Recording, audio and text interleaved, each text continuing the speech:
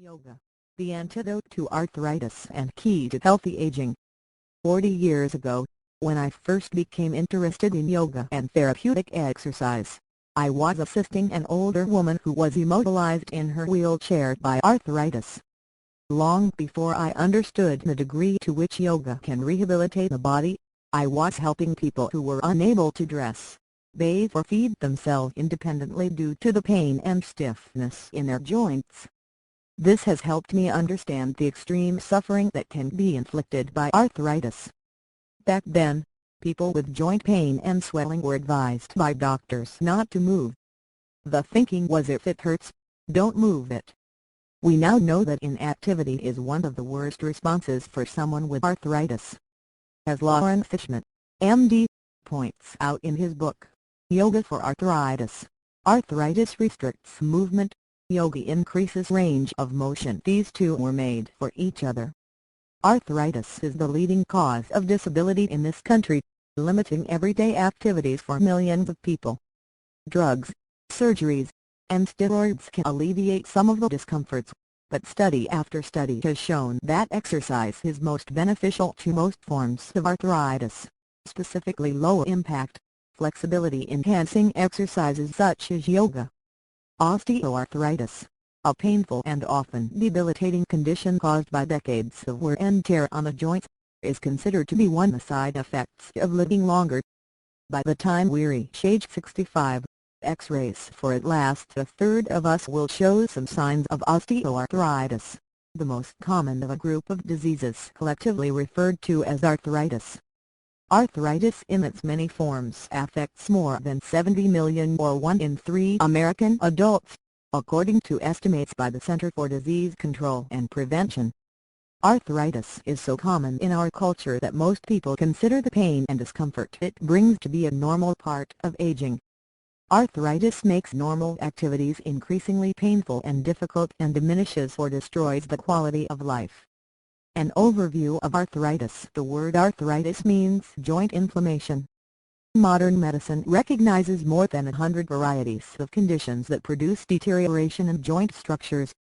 The common thread among these conditions is that they all affect the joints, those nearly 150 ingeniously designed structures located where two or more bones come together.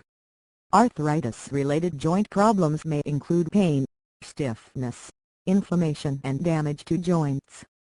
Joint weakness, instability and visible deformities may occur, depending on the location of the joint involved. Arthritis is classified into two main types.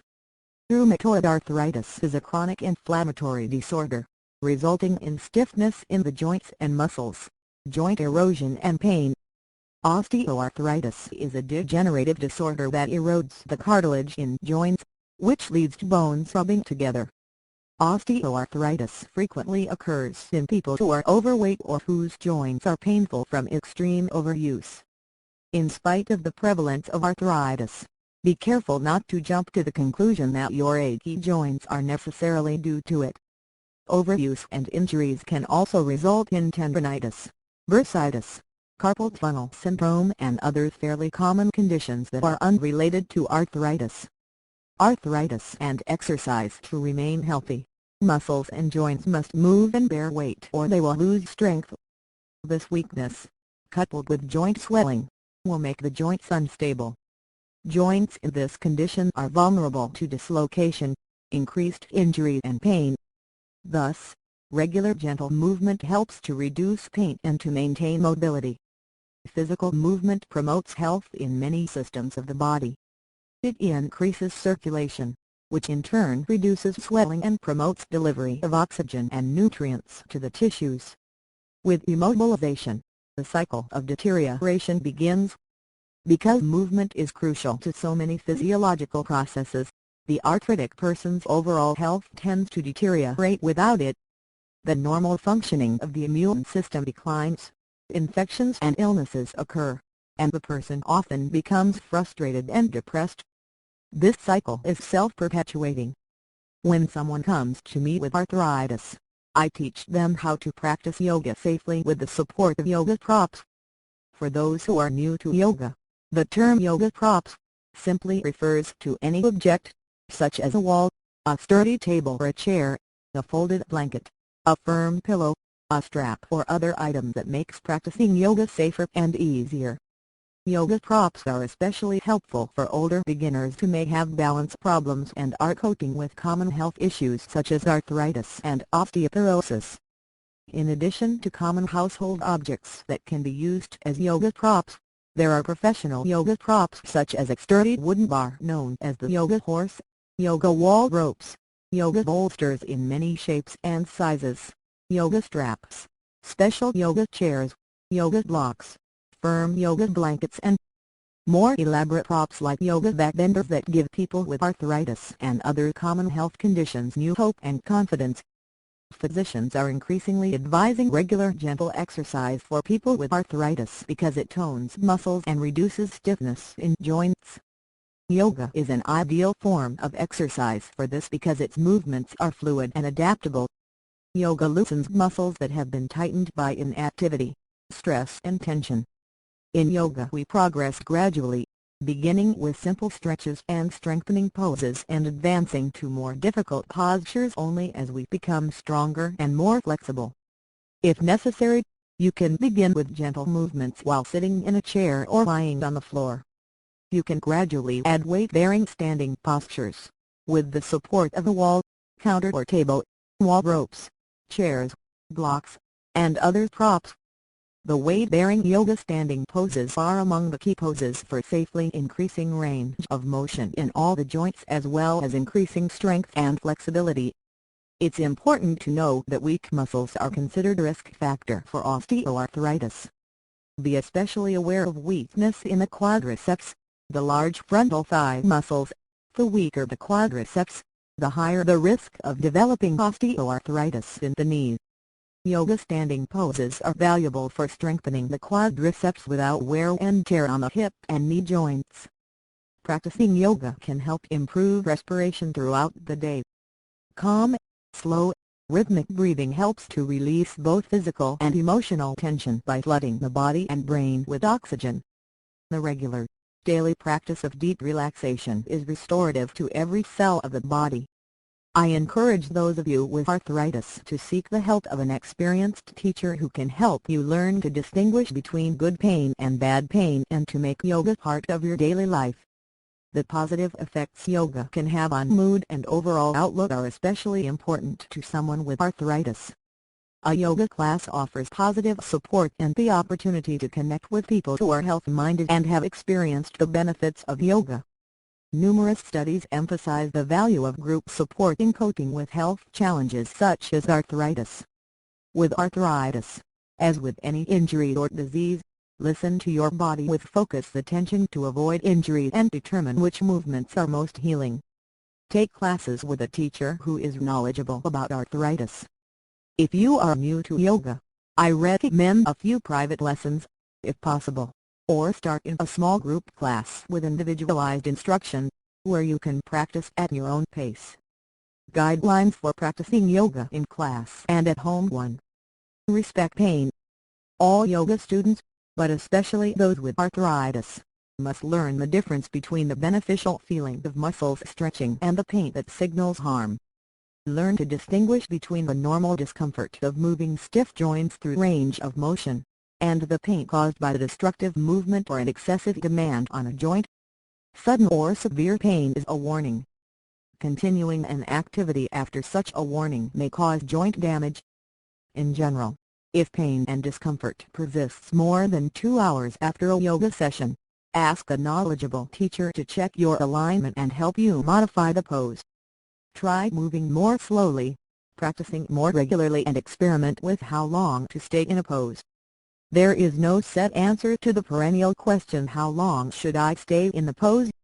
Stay long enough so that a healthy change has been made, but not so long that your body stiffens from staying in a position too long. 2.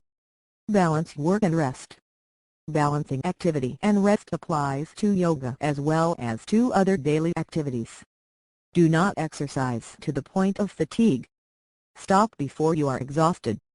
Weakened, fatigued muscles set the stage for joint instability and injury. Balance your active yoga session with yoga's deeply relaxing restorative poses. Restorative poses are passive poses that help your internal healing processes to work. If you are fatigued, practice restorative poses first. You will benefit more from active, more challenging poses, if you are well rested. 3. Practice with focus and awareness. Pay attention to how you feel and breathe properly. Avoid mechanical repetitions and counting while exercising. Watch the flow of your breath and your body's response to a particular pose or exercise. Without fully expanding your lungs, the muscles you are exercising cannot be adequately supplied with oxygen.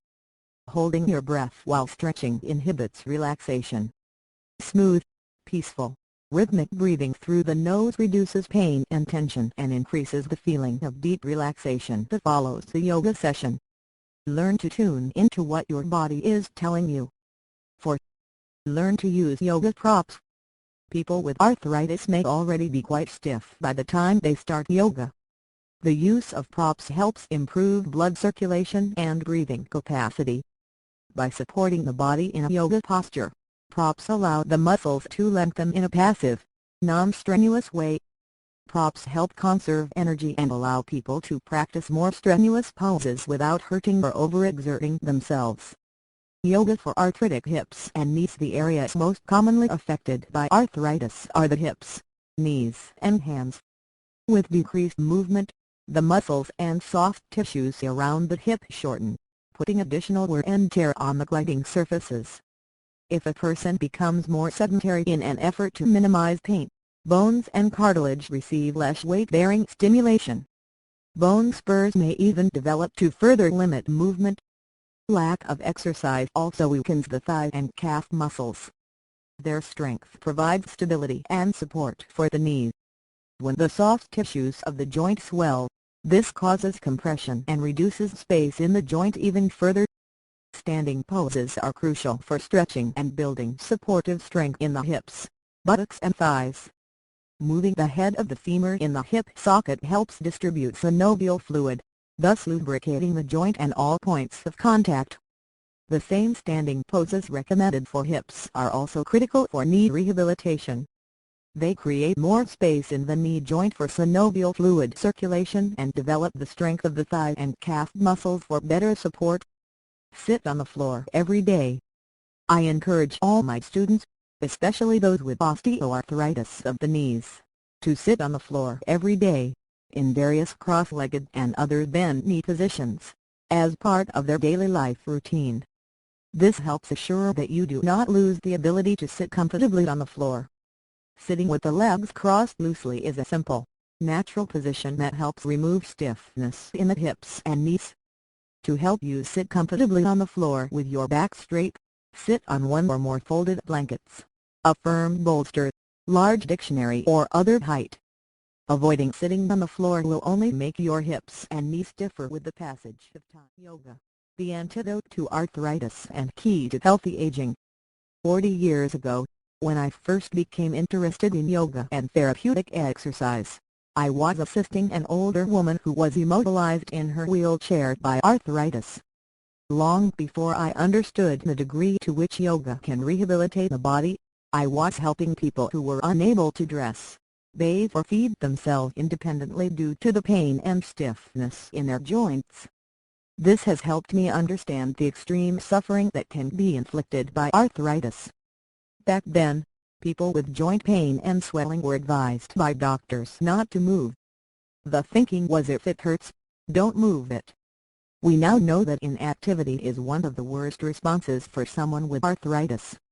As Loren Fishman, MD, points out in his book, Yoga for Arthritis, arthritis restricts movement, yoga increases range of motion. These two were made for each other. Arthritis is the leading cause of disability in this country.